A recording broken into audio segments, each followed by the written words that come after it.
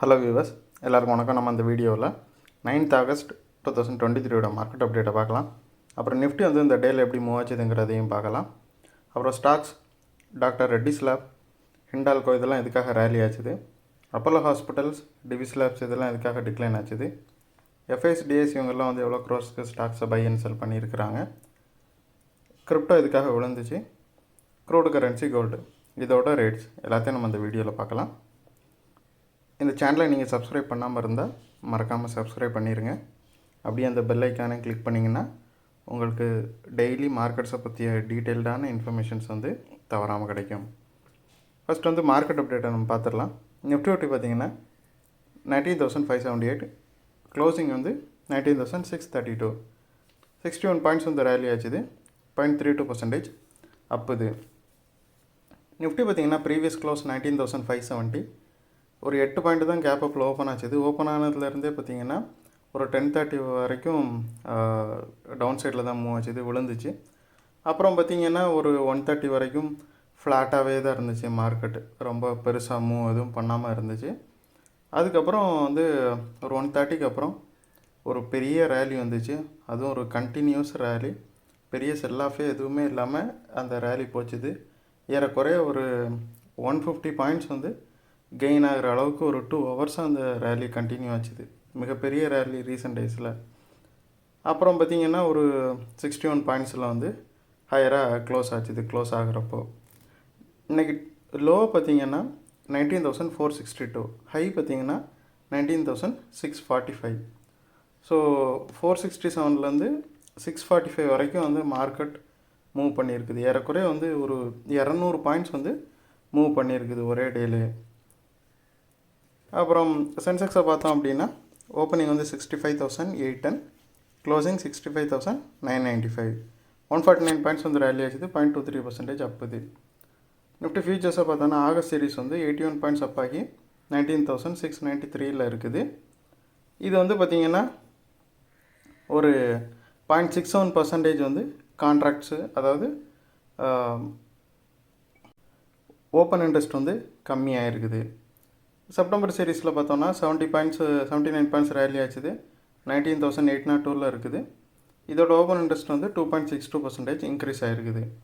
August series பார்த்தோம் அப்படின்னா 74 points rally ஆகி 19,892 இருக்குது.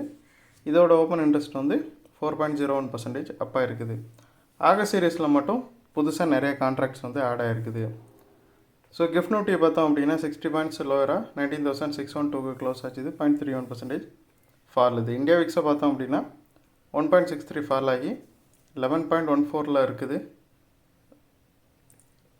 அப்புறம் ஸ்டாக்ஸை பார்த்தோம் அப்படின்னா டாக்டர் ரெட்டிஸ் லேப்ஸ் வந்து 213 பாயிண்ட்ஸ் வந்து இன்க்ரீஸ் ஆகி 5,871 இருக்குது, 3.77% ரேலி. இது ஹிண்டால்கோ பார்த்தோம்னா 468 க்ளோஸ் ஆச்சுது, 14 பாயிண்ட்ஸ் வந்து ரேலி ஆகிடுச்சு, 3.11% அப்புது.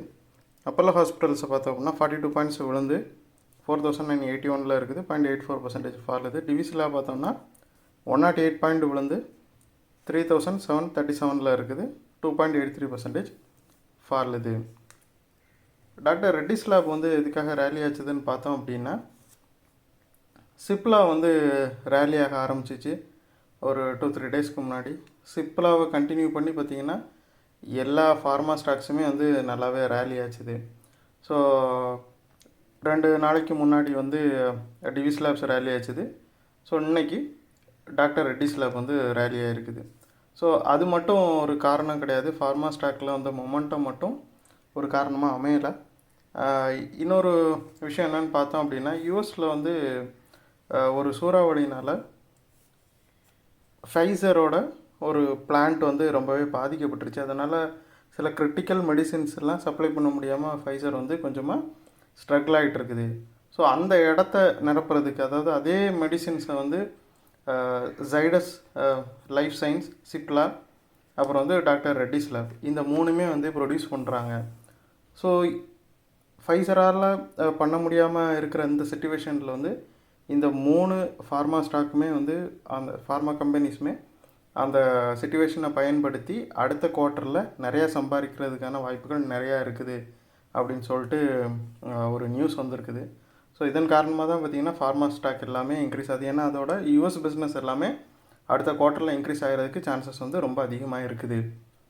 அது மட்டும் இல்லாமல் டாக்டர் ரெட்டிஸ் லேப் வந்து புது 52 வீக் ஹையை வந்து ரீச் பண்ணியிருக்குது. லாஸ்ட் 1 மந்தில் மட்டும் இது 13% வந்து ரேலியாக இருக்குது. இதோட மார்க்கெட் கேப் வந்து 1 ட்ரில்லியன் ருபீஸ் மார்க்குக்கிட்ட போயிட்டுருக்குது. அது மட்டும் இல்லாமல் டிவிஸ் லேப்ஸோட Q1 ரிப்போர்ட்டுமே வந்து நல்லாவே வந்துச்சு. அதுக்கப்புறம் இருந்து ஓரளவு டிவிஸ் லேப்ஸ் வந்து ரேலி ஆகிட்டு தான் இருக்குது. அப்புறம் ஹிண்டால்கோவை பார்த்தோம் அப்படின்னா அவங்களோட நெட் ப்ராஃபிட் வந்து 40% டவுன் ஆகிருக்குது இந்த Q1ல். 2454 crore இருந்துச்சு அதோட ப்ராஃபிட்டு. பட் ஸ்டில் வந்து ப்ரோக்கரேஜஸும் சரி அனலிஸ்ட்டும் சரி என்ன சொல்கிறாங்கன்னா ஹிண்டால்கோ வந்து நல்லா பெர்ஃபார்ம் பண்ணும். ஸோ அவங்கள வந்து இந்த ரிசல்ட் வந்து பாதிக்கல. அதுக்கு முக்கியமான காரணம் என்னென்னா மார்க்கெட் வந்து எக்ஸ்பெக்ட் பண்ணது ஏறக்குறைய ஒரு 47% ப்ராஃபிட் டவுன் ஆகும் அப்படின்னு எக்ஸ்பெக்ட் பண்ணிச்சு. ஆனால் அதை விட அவங்களோட ப்ராஃபிட் வந்து கம்மியாக தான் டவுன் ஆகிருக்குது. ஸோ எஸ்டிமேஷனை விட அது அதிகமாக வந்ததுனால ரேலி ஆகிட்டுருக்குது. அப்புறம் அப்போலோ ஹாஸ்பிட்டல்ஸை பார்த்தோம் அப்படின்னா ஏற்கனவே இது 52 வீக் ஹையில் இருக்கும்போது ப்ராஃபிட் புக்கிங் போய்ட்டு இருந்துச்சு. அதுக்கப்புறம் எந்த ஒரு நியூஸுமே இல்லை, குட் நியூஸுமே. ஸோ அது ரேலி ஆகிறதுக்கு ஏற்ற மாதிரி அதனால் அது அதே இடத்துல இருக்குது. ஒரு 3-4 டேஸாக வந்து பார்த்திங்கன்னா ஒரே பிளேஸ்லேயே தான் இருக்குது. அது மட்டும் இல்லாமல் அவங்க வந்து ஒரு 500 crore என்சிடி வழியாக ஃபண்ட் ரைஸ் பண்ணலான்ட்டு ஒரு முடிவு எடுத்திருக்கிறாங்க. ஸோ இந்த நியூஸ் எல்லாம் வந்தது மேபி எதுக்காக அவங்க ஃபண்ட் ரைஸ் பண்ணுறாங்கங்கிறது இன்னும் தெளிவாக தெரியலை.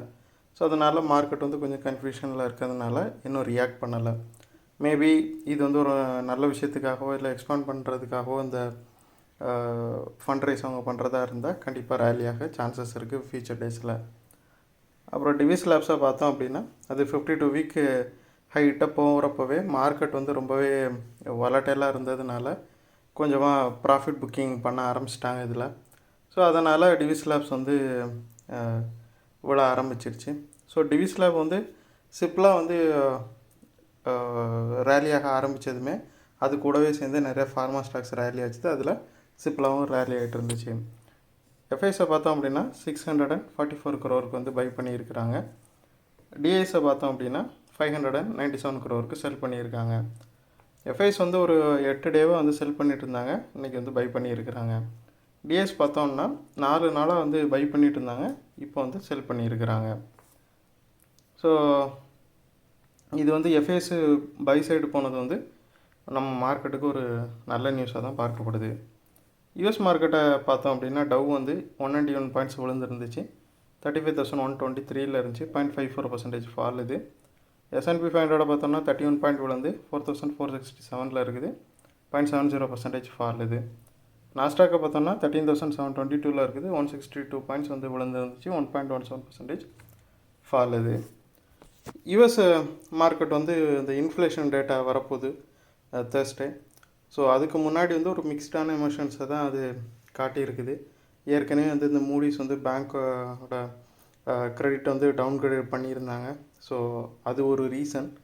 அப்புறம் வந்து இன்ஃப்ளேஷன் டேட்டா வந்து ஒருவேளை இந்த டைம் சரியாக வராதோ, ஏன்னா பேங்க்குகள்லாம் வந்து அவங்க மூடிஸ் வேறு அந்த ரேட்டிங்கை கம்மி பண்ணியிருக்கிறாங்க. ஸோ இது இன்ஃப்ளேஷன் டேட்டாவை பாதிக்குமோ அப்படிங்கிற மைண்ட் செட்டில் மார்க்கெட் இருக்கிறதுனால யூஎஸ் மார்க்கெட் ஃபுல்லாமே கொஞ்சமாக நெகட்டிவ் சைடு தான் மூவ் ஆகிட்டு இருந்துச்சு. யூஎஸ் விக்ஸை பார்த்தோம்னா 0.03 வந்து ஃபால் ஆகிருக்குது. 15.96 இருக்குது. 0.19% ஃபால். இது கிரிப்டோவை பார்த்தீங்கன்னா பிட்காயின் வந்து 29,552 இருக்குது. 448 பாயிண்ட்ஸ் வந்து விழுந்துருந்துச்சு. 1.49% ஃபால். இது எத்திரியம் பார்த்தோம் அப்படின்னா 22 பாயிண்ட்ஸ் வந்து 1847 இருக்குது. 1.22% ஃபால். இது வினான்ஸ் பார்த்தோம்னா 0.6 அப் ஆகி 245 இருக்குது. 0.25% அப். இது ஸோ கிரிப்டோ பார்த்தீங்கன்னா சடனாக வந்து இன்க்ரீஸ் ஆச்சுது. ஸோ பேங்க்ஸை வந்து மூடிஸ் டவுன்கிரேட் பண்ணதுலேருந்து அதை ஒரு பாசிட்டிவ் நியூஸு கிரிப்டோவுக்குங்கிறதுனால கிரிப்டோ வந்து நல்லாவே ரேலி ஆச்சுது. ஒரே நாளில் ஏறக்குறைய 1000 பாயிண்ட்ஸ் வந்து ரேலி ஆச்சுது. உடனே என்ன பண்ணிட்டாங்கன்னா ப்ராஃபிட் புக் பண்ண ஆரம்பிச்சிட்டாங்க. அதுக்கு ரீசனும் இருக்குது. ஏன்னா ரொம்ப நாளாக வந்து 29,000 இருந்துச்சு. பெரிய மூவ் எதையுமே கிரிப்டோ மேக் பண்ணல. திடீர்னு ஒரு பெரிய மூவ் வந்தது, எல்லோரும் ப்ராஃபிட் புக் பண்ண ஆரம்பிச்சிட்டாங்க. அப்புறம் வந்து க்ரூடு பார்த்தோன்னா பிரண்ட் வந்து 87.44 இருக்குது. 1.27 வந்து ரேலி ஆகிருக்குது. 1.47% அப்புது. ஸோ க்ரூடு பார்த்தீங்கன்னா இடையில ப்ராஃபிட் புக்கிங் போயிட்டு இருந்துச்சு. பட் ஸ்டில் வந்து அது எதனால் ரேலி ஆகிட்டு இருக்குதோ அந்த ப்ராப்ளத்துக்கு வந்து இன்னும் சொல்யூஷன் இல்லை. அதாவது யூஎஸில் வந்து ஆயில் டிமாண்ட், ஃபியூல் டிமாண்ட் வந்து அதிகமாகிடுச்சு. பட் சவுதியும் சரி ரஷ்யாவிலேருந்து சரி சப்ளை வந்து ரொம்பவே டைட் ஆகிடுச்சு. ஸோ இந்த ரீசனால் தான் அது ஏறிட்டு இருந்துச்சு. ஸோ நல்லா ஏறினதுனால ஒரு ப்ராஃபிட் புக்கிங் போச்சுது பிரண்ட்டில்.